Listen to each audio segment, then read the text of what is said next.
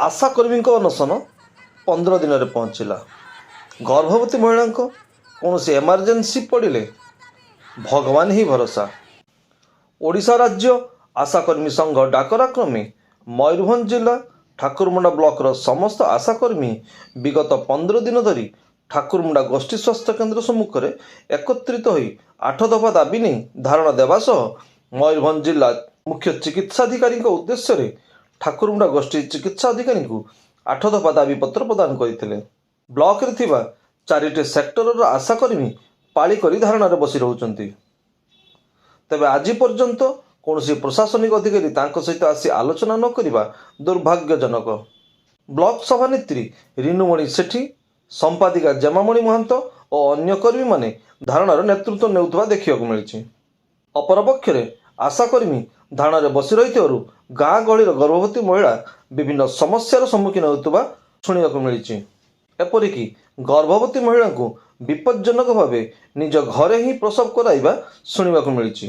ए क्षेत्र में यदि कौन गर्भवती महिला को एमरजेंसी पड़े तेबे भगवान ही भरोसा। आमे कामना करुछु आशाकर्मी माने निज कर्मक्षेत्र को शीघ्र फेरी आसंतु।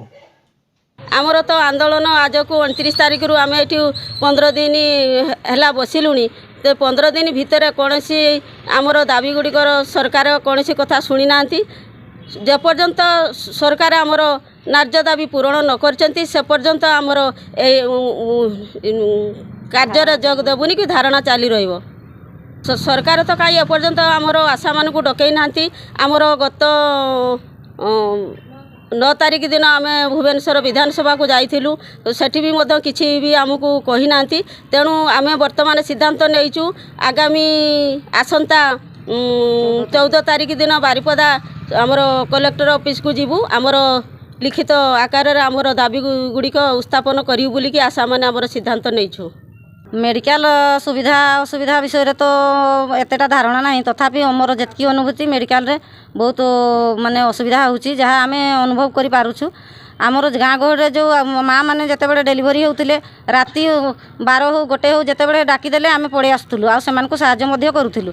एवं प्राय तो होम डेलीवरी होमती कि आम घर पाख हांडी फुटा ग्रामर गोटे माँ घरे डेलीवरी है किंतु फूल पड़ला मिनिमम 4 घंटा फूल न पड़ू बाध्य होई आशा को बहुत डाकी किंतु आमर जेहेतु धारणार आम बसीचु आम साहय कर पारिनु।